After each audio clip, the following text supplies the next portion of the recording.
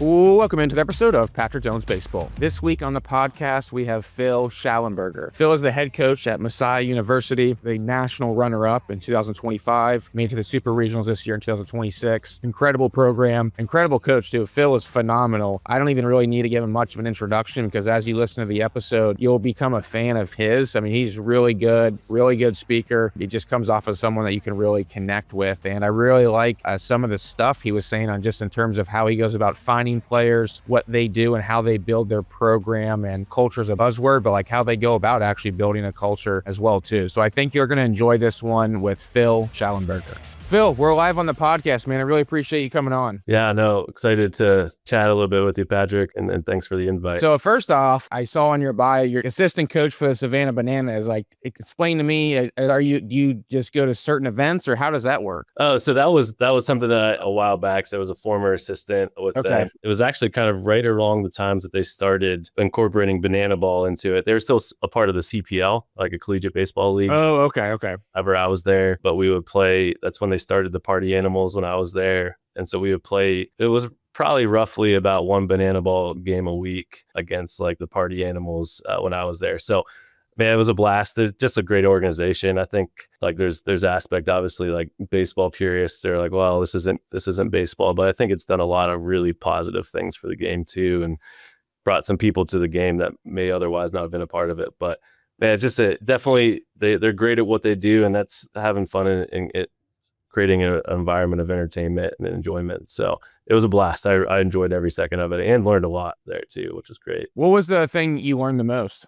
Just the care like that they had for the individuals in the organization. Like they truly mean what they say when it's fans first, is that they really do care about the fans, and they know caring about the fans is also caring for the people in the organization too, knowing that if the people in the organization are cared for, they're going to care about the vision that they have too. And so just the way that they debriefed after each game, not just the staff of the organization, but also like the assistant coaches and the head coaches were all part of that. And so the organization itself was all operating under this vision that they knew they cared for us, and times where we'd show up and they'd just have things for us as coaches just to thank us, and just creating an environment of enjoyment, and we're going to work hard and do the things we do well, but at the same time, like we're going to really enjoy being around people and pouring into others that way too. So the Coles were great. I think that's honestly what I learned the most, was just how much they cared for the people that worked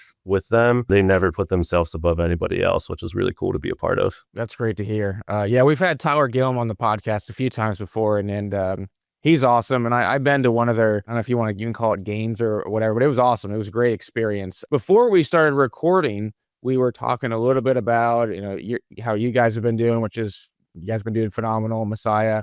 And then we were also talking about, because, last year you guys went all the way to the championship game, national championship game. And so I was kind of asking a little bit like, hey, as a head coach, do you get more nervous the further along you get in the tournament? Because now your players are being in your programs being exposed to more people. And so more Division I coaches could potentially try to swoop in and get them in the portal and take them away from you. And pretty much said like you're really not that worried about it. One, it's out of your hands. And two, you kind of mentioned, alluded a little bit to the fact that what you guys have going on at Messiah's and a lot of the reasons why players choose it is not just for baseball. Can you kind of elaborate on why it's not really something you worry too much about? Right. I think, well, first off, I think as a coach, there's enough that we have to worry about. So adding something else that's out of our control definitely makes it a lot tougher of a job. I think there's so many things in coaching that's outside of our control, where if we worry about those things too, like this is a profession that is not sustainable. And I think that's where you actually see a lot of coaches sometimes getting out of the profession for that reason of just, there's just so many different pieces that are being thrown at them now, and it's evolving in a lot of different ways. But alluding to the piece here at Messiah is it's just a really special place. We're a Christian university that really stands on the values of who we are in our faith, and most of our guys, they coming here and choosing Messiah for reasons such as that, to get a Christian education and play some really highly competitive baseball, where we do have a handful of guys that are like super capable of playing Division I baseball, but they know the experience here at Messiah is really valuable. And I think that's where for us, it starts in the recruiting process of being overtly honest and of who we are. And know that we're going to dive into what it looks like to follow Jesus, and at the same time, we're going to help you grow as a baseball player too, and in the classroom. And for us, like, we tell guys, like, are you okay with coming here and potentially not playing until your junior year? And if so, like, great, because that's what makes us great, is that we have guys that are behind our starters who are, if we plug them in, would be able to produce right now as well. And I think that's where they're sharpening each other. And for us, like, we want guys to choose Messiah for reasons beyond just playing. And I think in the realm of today in baseball, it's like, well, what about me? What about my playing time? What about like how I'm going to be used, which is all part of it. I think we want to recruit guys that care deeply about being a part of a team, not just what they can do to help the team, of really being a part of it. And for example, one of our freshmen this year, he was just a phenomenal teammate. We had a lot of first year guys that were phenomenal teammates, but there's a specific moment where I remember in the regionals, our shortstop was up the bat.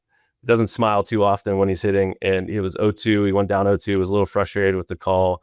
And I just look over and I see that this freshman Hudson on top of the fence, looked like he's about to climb out the dugout, like yelling and screaming at our shortstop, like encouraging him, saying like, we got your back. And our shortstop looked up and smiled at him. And the next pitch, like, laced a single in the left. And like, that just showed the care that these guys, and that was one of the players that he was fighting playing time for, like as an infielder, and where they're going to push each other, but they're also going to care deeply about each other too. And when you develop a culture and a team that just cares deeply and loves each other beyond baseball, it becomes more about the team and how they're growing as individuals than about their individual accolades. And selfishness gets called out pretty quickly in our program. And so I think that's just where I think we just attract, honestly, guys that are already coming into this place with that mindset. It doesn't mean we're immune to it by any means. Like we talked about that. Like we're not like going to be immune to the whole transfer thing. If we're doing a really good job, we're going to have really good players here. But at the same time, we want guys that want to be here for the right reasons and continue to grow and be challenged while they're here too. What advice would you have to another coach who's trying to build a program similar to you, in the sense where it's like, man, like everyone's on the same page, and even though people are competing with each other, like they're still rooting for each other?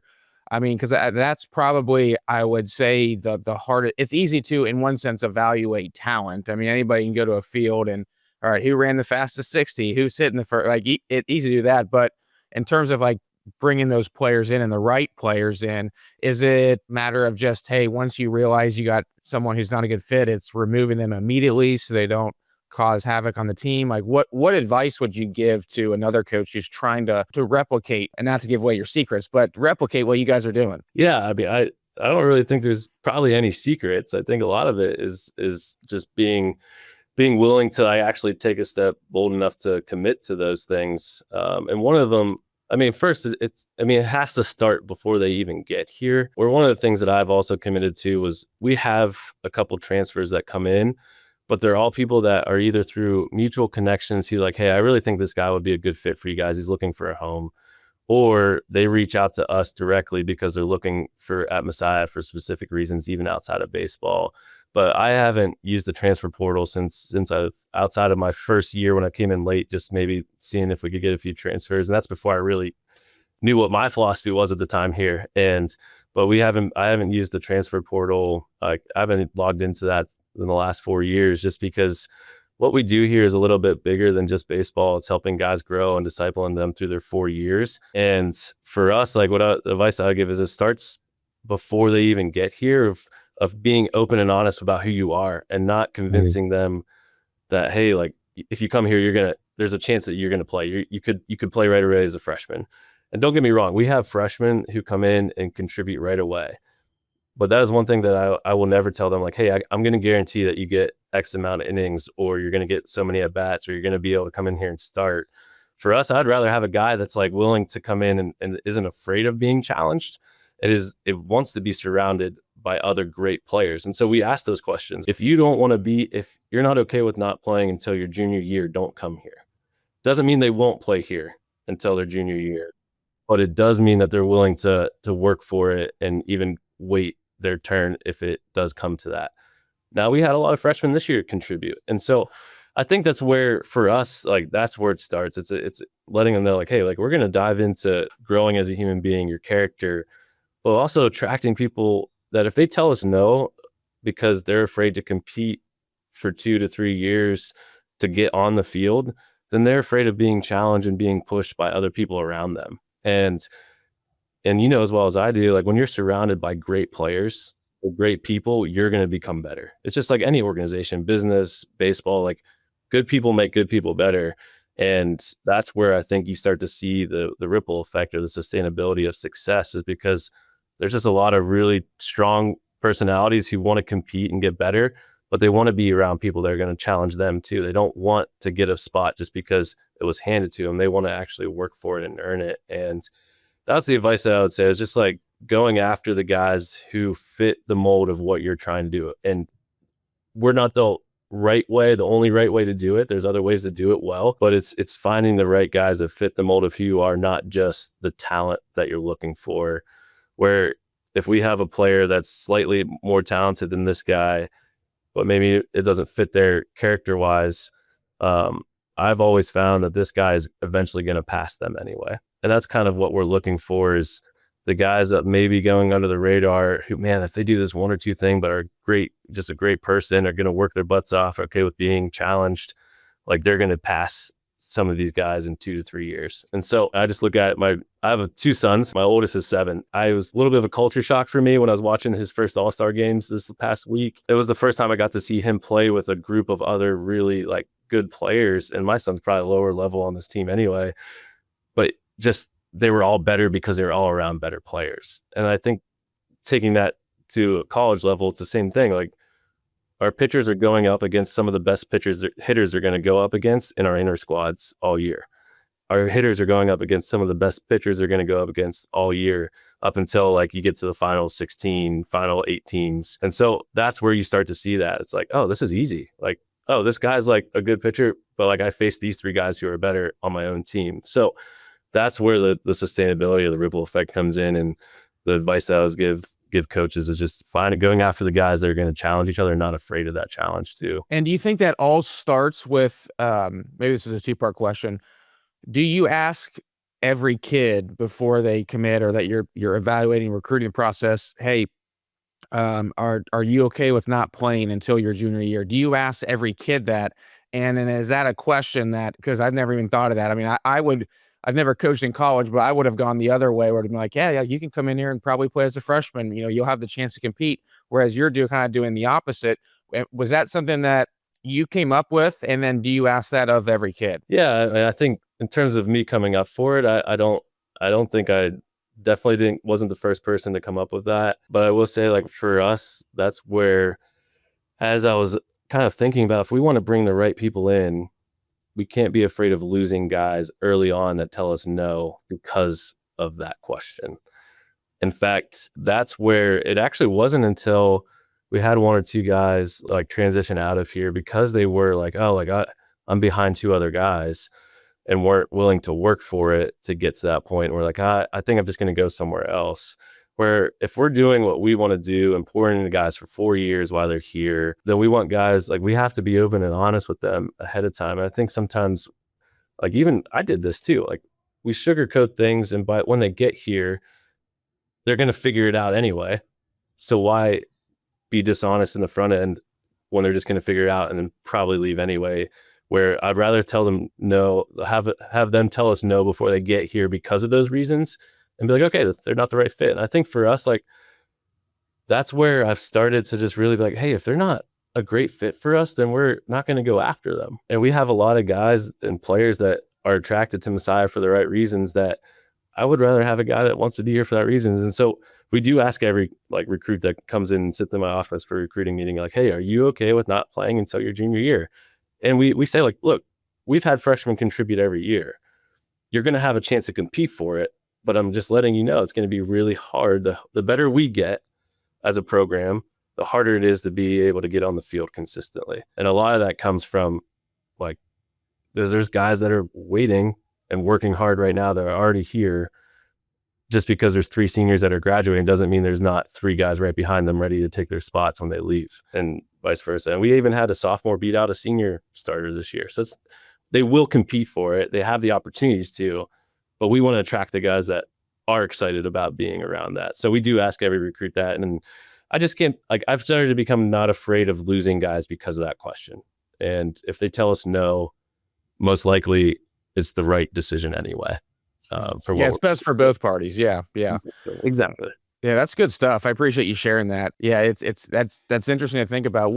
How many kids would you say sit down in your office and you have that conversation with, like in a particular class? Like, let's just say in the 2027 class, how many kids do you think you'll sit down with and try to figure out, like, hey, is this going to be a good fit for Messiah and the player too? I think that's somewhat probably a little bit of a relative question, because there's a lot of homework that we do on the forefront, like we call in coaches, talking to people around them, watching them, how they handle interactions with their teammates throughout the game to even get to this point where we bring them on campus. But I should probably start keeping track of this in terms of the exact numbers. But one of the benefits about Messiah, and like I said, I have two boys at home and my wife Courtney, and I think some of the things that I value and what Messiah values is also being able to be present for your families and be able to have a life that's sustainable outside of coaching. And which is why I think up and down this hallway, the coaches hallway, that there's a lot of coaches that have been here for a long time.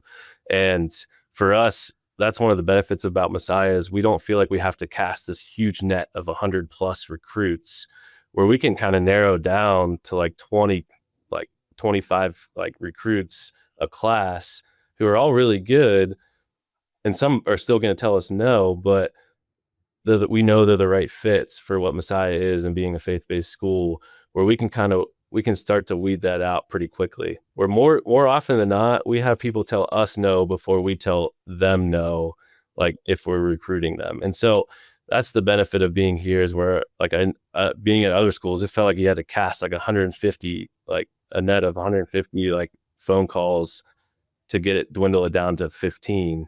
And here it's like I was at a little bit of a culture shock my first year here, because and I came in a little late, so there was a combination of a couple of things, but we had I think 16 visits, and all 16 of them said yes. And it was I was like I don't know what's happening, and that hasn't been the case as we like move on, but it is an attractive place to be. And usually people don't visit unless they understand what they're getting into anyway when they come here. And so I think that's what makes it special in that way. Whereas there's a lot of benefits, there's some challenges to it, but so many benefits to working at a place like Messiah. Yeah, is that so? You mentioned that you've been at other places and coached, and you would have to cast a wider net, whereas here it's not as much. Is that just because of the school itself? Like, what is it the program? What is it that you think that allows you not to have to do that now? I think it's a combination of everything. And you had mentioned Coach Deegan earlier, and I've got to know him over the years. Like, I think the best coaches and the best recruiters and the best schools understand what their niche is, and they don't try to pretend to be somebody they're not. I think some of the places that do challenge and that are challenged are the places that avoid the niche and try to like be everything to everybody. And then there's 100 other schools that are exactly the same way, where we're not the right fit for everybody. Like, we're not for everybody. We know that. And Denison's not for everybody, and Mike knows that. And that's when you start to see the attraction come in. And I think there are some places that I've been where the niche is just like, they're still trying to figure out exactly what that niche is, where we know for us, like, that's what that niche is. And I think obviously what we do in our program, we pour into the individual. I had a phone call this morning with a mentor and a friend, and one of the things he said is that we're coaching baseball players, not baseball. And I think that's, from a program standpoint, what makes us special is that we know that we're coaching individuals and pouring into individuals and caring for them, not just a whole team. Like, they're all part of a team, and we're caring for the whole culture of our team. But the way that we do that is pouring into one person at a time. And they know they're going to be cared about as an individual. So once they get here and they get to have those conversations, interact with our guys, be around them, they start to see, wow, this place is a little bit different. Like, this is a tight-knit team, a team that cares about each other. The seniors, like, already, like, we've had alumni who graduated who are reaching out to freshmen before they get here who aren't even on the team anymore, and asking how they can like be praying for them, how they can be helping them out, what is it that, like, hey, what questions you got before you get here? And so it's just a really special place that cares about people across the board. And so, yeah, I think Messiah is unique in that way. I think there's other places that do that great too.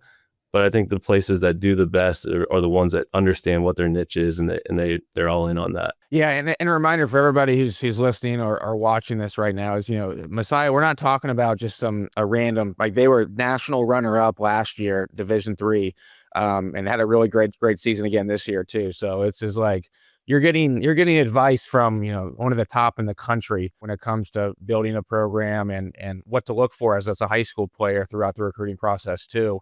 I also saw, Phill, maybe this is a little while back, I saw maybe some pictures of your guys' field. Is there some construction going on, or? Yeah, so we actually have it's funny because we're kind of transplanted our youth camps for the summer over to another place offsite. We're getting new dugouts, new backstop, new press box at our field. So some really exciting things taking place on our field. And the dugouts, we probably could only fit 15 guys in there. So for our roster, that's not going to work well for us. So it's a much needed upgrade for us in softball, and we're really excited that the university is pouring into athletics that way too. This would be, I think, something that'd be interesting for players because you guys are based in Pennsylvania. I mean, when it comes to recruiting, how far will you or one of your assistants go out and watch players in terms of location? I think it's hard to cookie cutter exactly, hey, we're only going to go this far. And Yeah. I'm really close with a coach that's down the road from us, and he brings people from all over, but a Division II coach, Sheehan at Millersville. And one of the things that he started whenever he was there was just, hey, we're going to see every kid we can within 2.5 hours of the university. And so being a state school at Millersville there, that's one of the things that,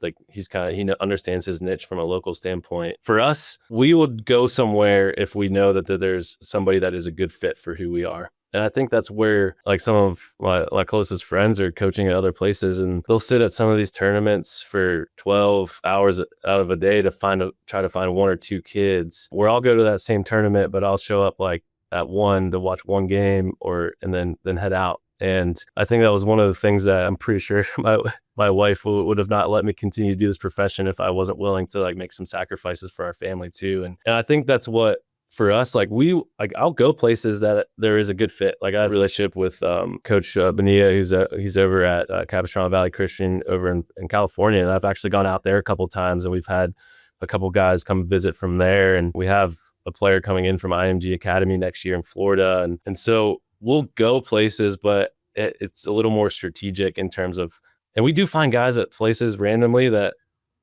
hey, we're not necessarily there to watch this person, but like, oh wow, we saw this kid there, and then we'll find out that they're a good fit. And I think what I've found is we've started to get some more success. People, like, the name is coming out a little bit more. They'll actually approach us like, hey, my values really align with what Messiah is from a Christian university. Like, I would love if you would take a look and watch me play, like, this next game. And so that's usually what we're doing. So I've gone anywhere from California, I guess, Coast to coast. Yeah, but more like, we've also started to attract a lot of really good local players in Pennsylvania baseball and Maryland and Jersey. Like, there's just a lot of good baseball players in this area, which is really awesome. So I'll drive locally, but I'll also, like, branch out if there's a really good fit somewhere else that, hey, like, can you come watch this guy? And so we had a freshman from Connecticut this past year. We had an incoming guy from, like I said, IMG Academy, an incoming guy from Ohio, and across the board. But again, the nice part about Messiah is there is some attraction to who we are because it really fits what they're looking for. And so they'll reach out to us, and that's where our prospect camps have been huge for us, because it gets them on campus and it allows them to see and dive into our culture a little more while being here, but also us getting to evaluate them in person. And one of the things I've really tried to commit to, and other than rare occasions, is to go see every person we recruit in person, live, in action, whether that's at a camp or a game, usually more than once too. Yeah, sometimes it does get challenging, but we try to get more to the places that we know somebody might be interested versus just going and casting a wide net for 12 hours of a day just to find one or two guys. And does that credit go to your wife for putting those constraints on you?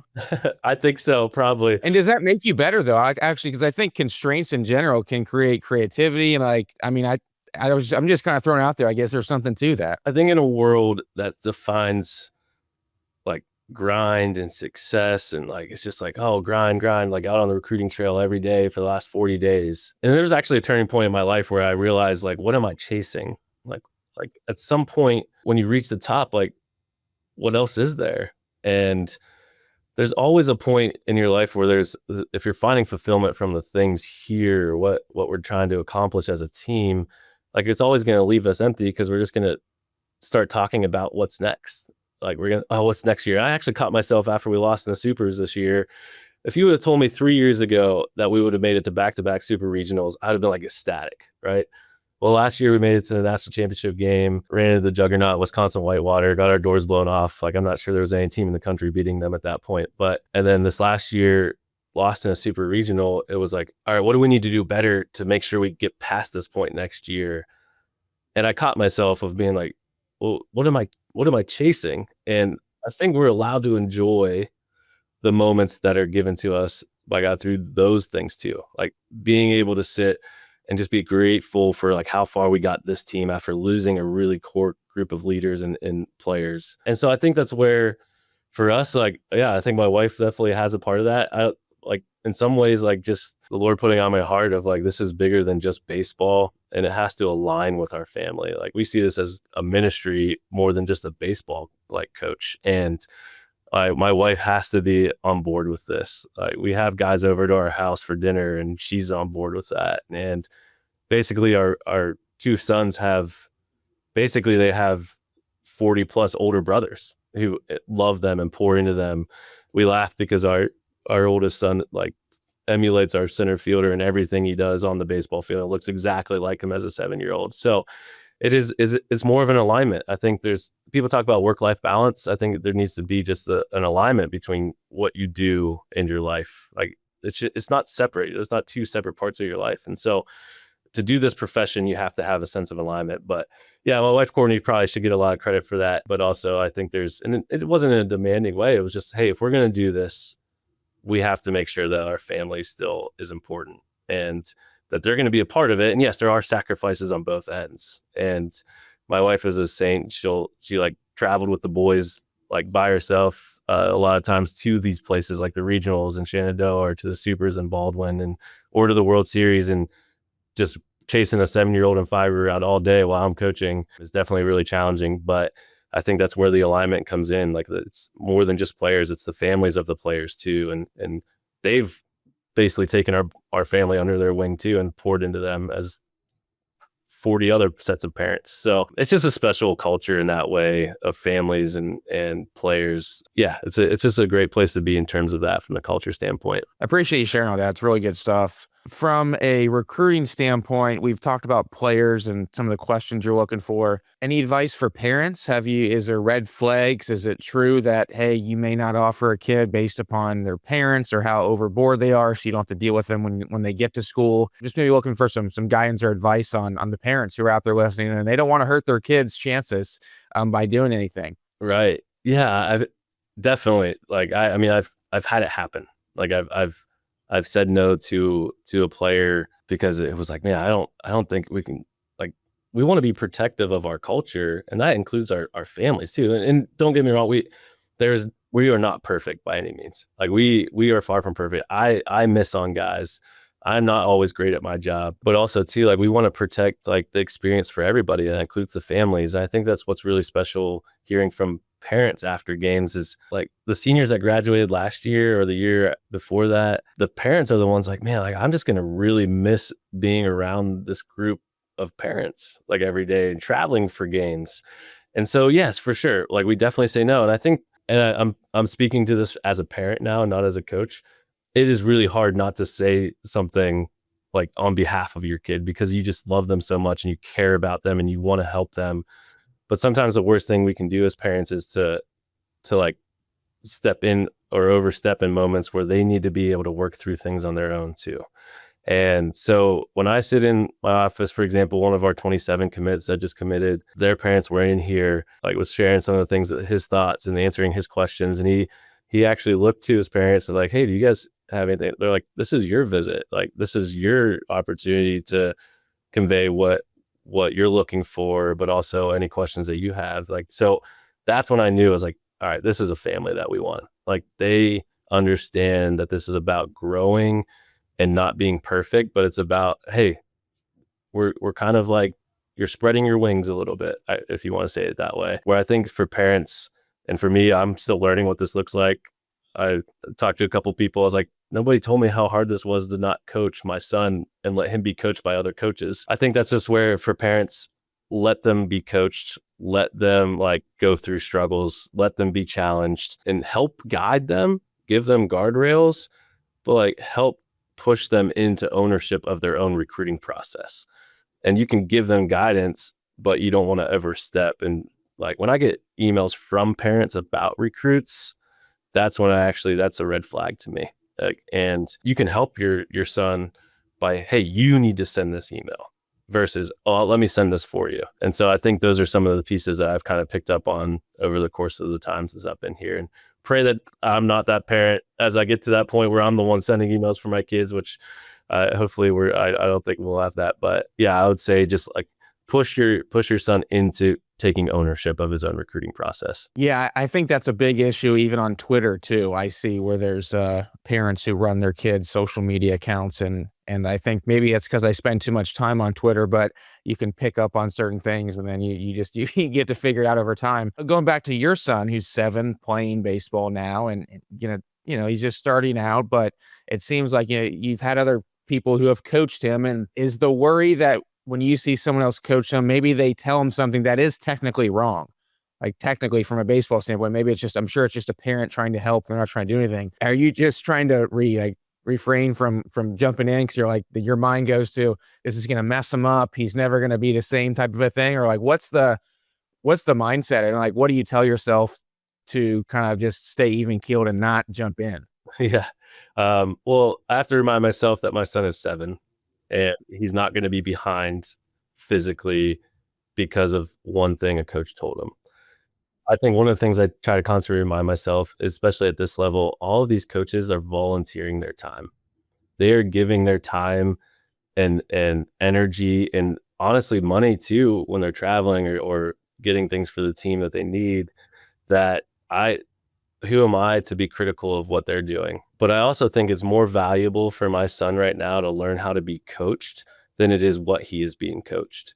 And like at 7 years old, he's not going to be destroyed from a mechanical or like physical standpoint from what a coach is telling him at 7. And one of the things about where we're located in Upper Allen baseball, which is like in Mechanicsburg here in Pennsylvania, where Messiah is, we have a tremendous like local league, and the coaches truly care and they do a phenomenal job. And it was funny, one of the dads, one of the players' dads that's helping out coach, actually came up to me like around their last game. He's like, hey, like I wanted to like talk to you before I said anything to him. And the first thing I said to him, I was like, hey, you're his coach. You can tell him whatever you need to tell him. I was like, you don't have to run it by me. And it was actually the first time I got to talk with that coach, which I really appreciated him doing that. But I was like, hey, because he respected and like didn't want to overstep, because he understands like I don't want to give him 10 different things to think about. So he was trying to do his due diligence as a coach, which was amazing.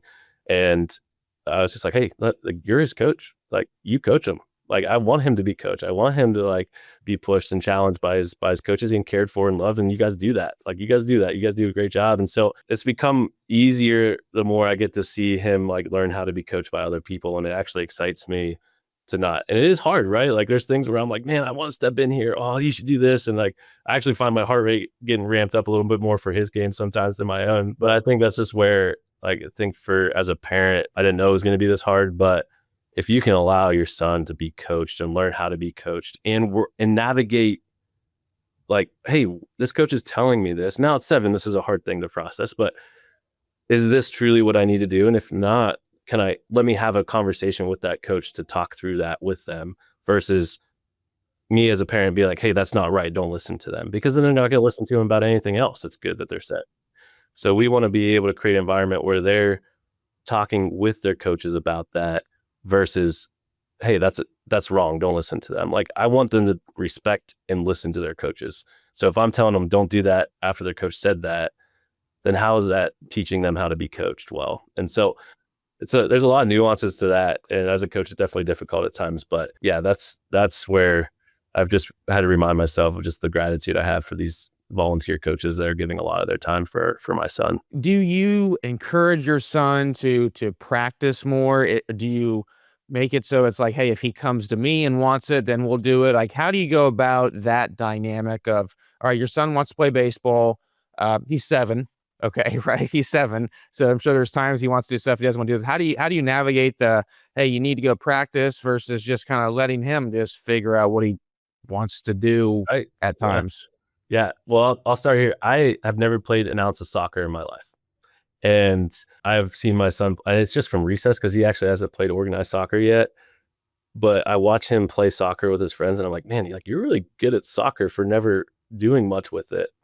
And to me, like I was just like kind of processing through. I was like, hey, if he wants to play soccer instead of baseball, like he can play soccer instead of baseball. And I think one of the biggest pieces and what we're trying to help our guys learn here too is our identity is found in something so much greater than whatever sport they're playing.